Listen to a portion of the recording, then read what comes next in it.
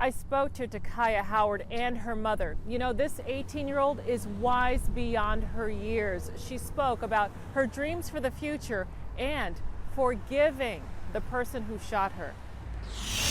I don't want any mother, let alone any parent, to ever experience receiving that type of phone call in regards to their child.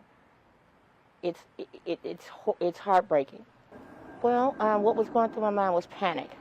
I was actually on my way to sleep, and I received the phone call that my daughter was shot. As a parent, you can understand that I felt helpless, and so I immediately just grabbed clothes. And I know I'm telling too much of the information, but I just grabbed clothes, put them on, flying out of the house just to try to get to the hospital to see if I can get more detail on my baby. That's a lot of news to go ahead and actually digest and process in a short period of time. You know, first I found out that she was shot. Then I get there, and now it's in a position where it's next to a vital artery in her neck. And then it may be an instance where they may not be able to remove it. All of it is just,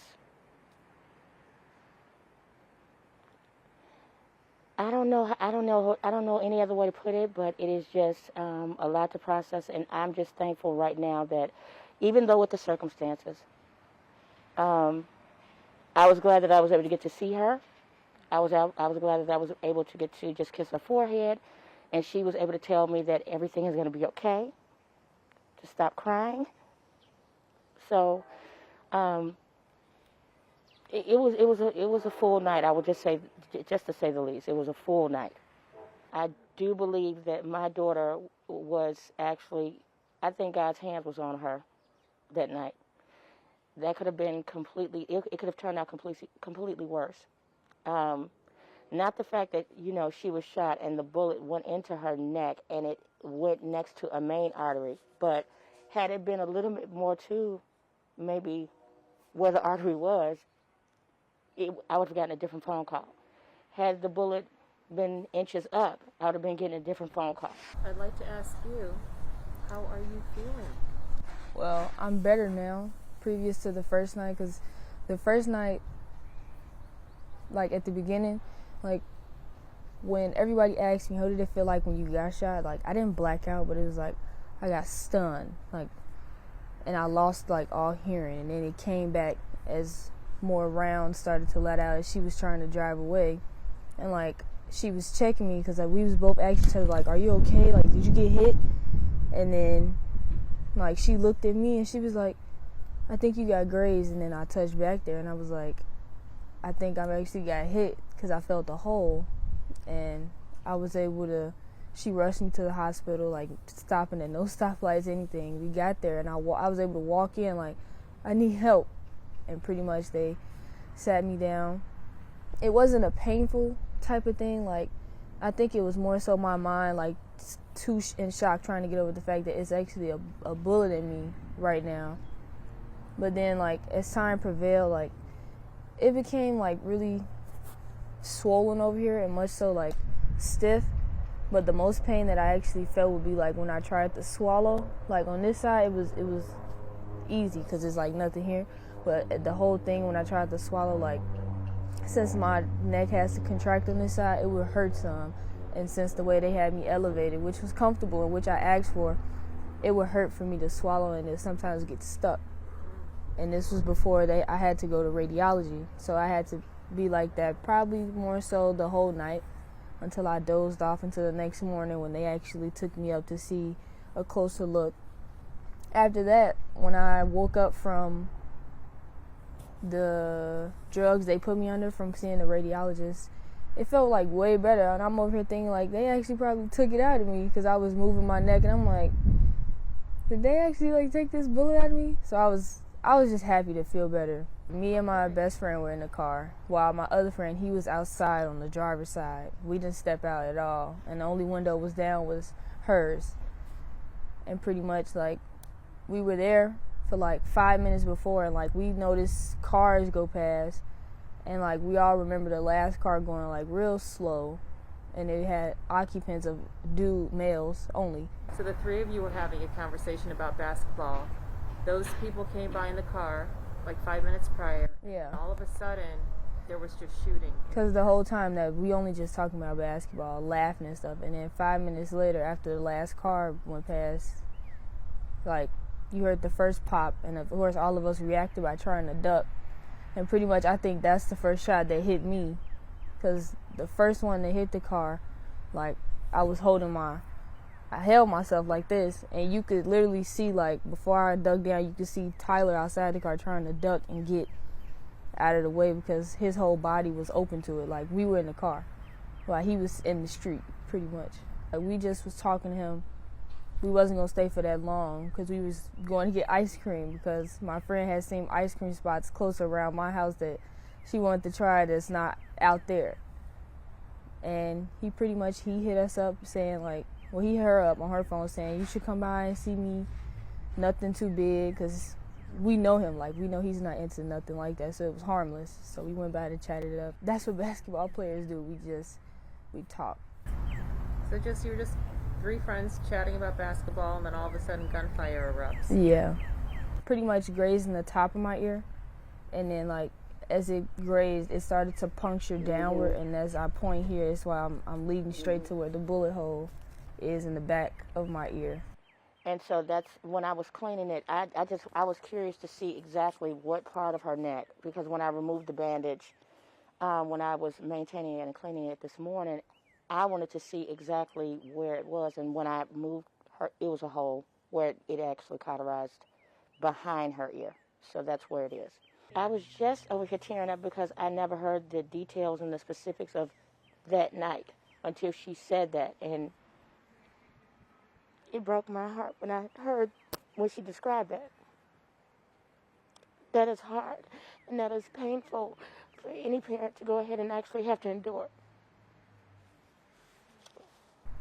I'm just glad that everybody made it out okay. And it sounds like you were lifting your mom up the whole time in the hospital. You're like, Mom, I'm going to be fine. Yeah, because it was scary at first.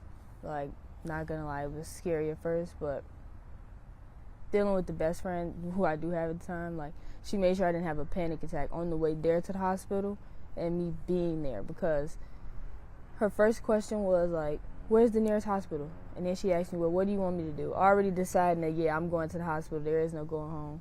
And then she made sure that her dad got in contact with my mom, because, like, I think I was too much in shock. I wasn't going to be able to hit my phone and call my mom like I'm shot. So I mainly was calm because I had somebody who was able to keep me calm in the beginning, because I've never been shot before, so I can already understand, like, me having a panic attack would have made things way worse than it already was. I am very thankful that her friend was there. A beautiful friend. I'm not even going to say just, well, Anna. Her name's Annalise. I'm thankful that that baby was there to take my daughter to the hospital. And she literally stayed on FaceTime with her the entire time to keep her company.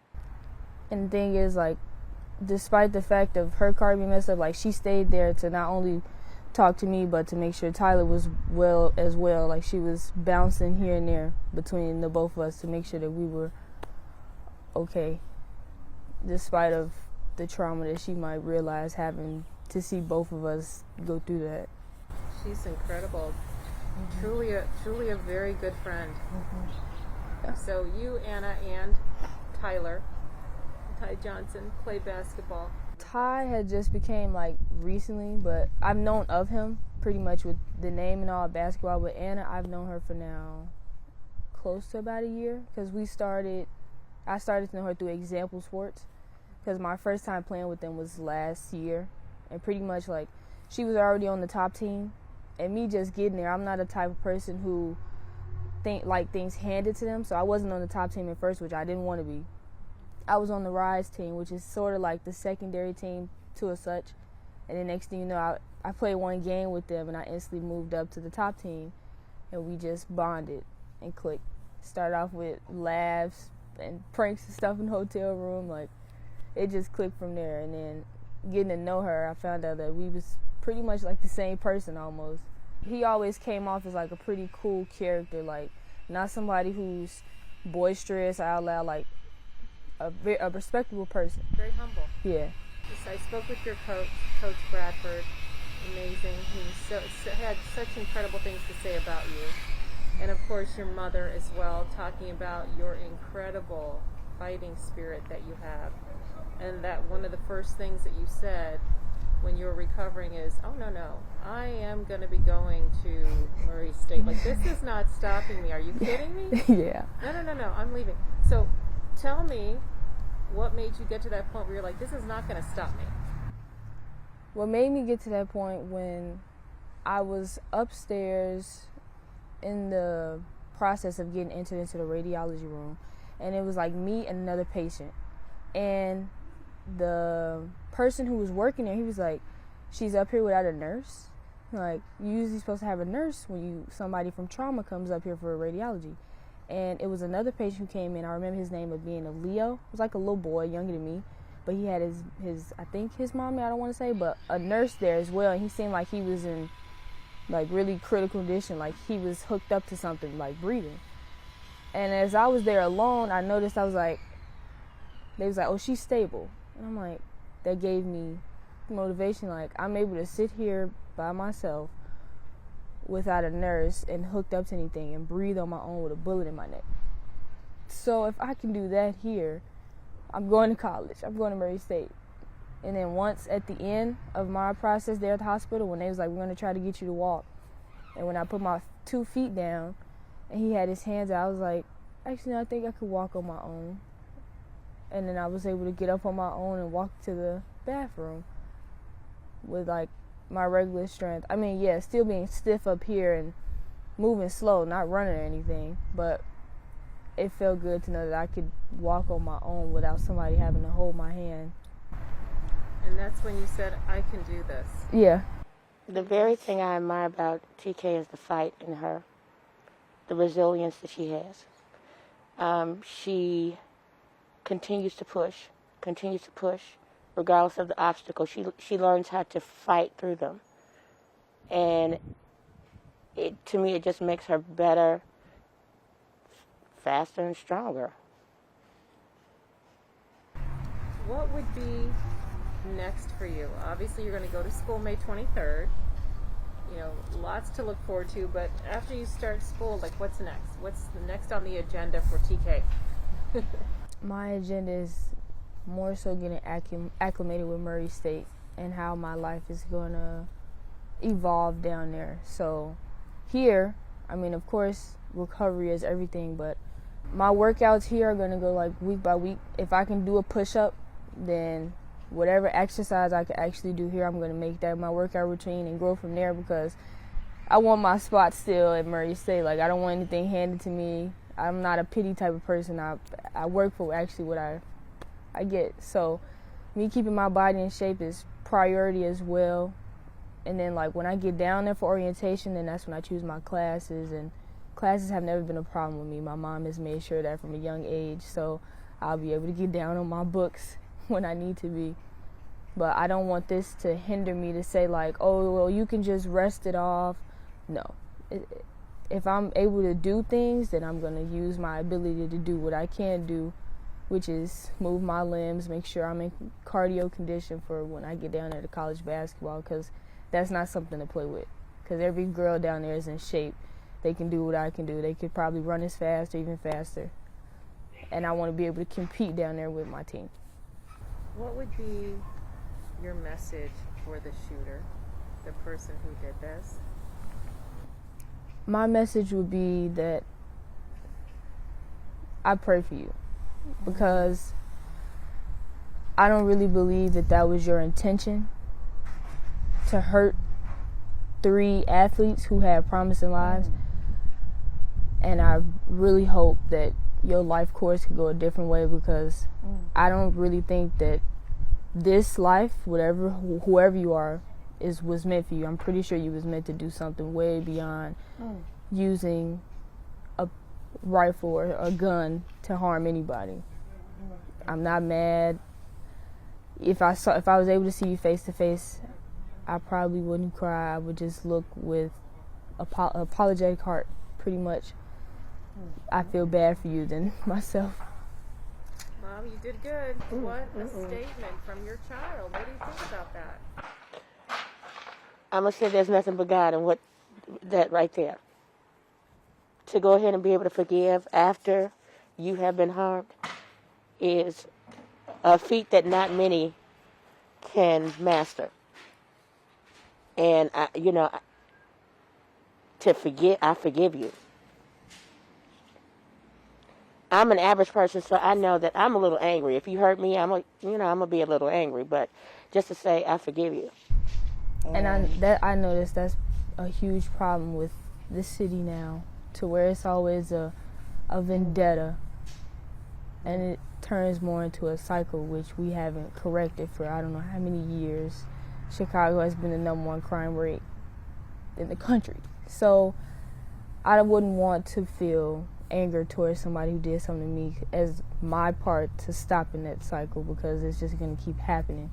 If I was to get mad and send somebody after them and then they retaliate, it's like a domino effect. So more so, if my domino effect is to be apologetic, then maybe they could move on and the process could go more so about that way. I will say this, I'm going to just definitely say this. Chicago is a cold city, but it's a beautiful city.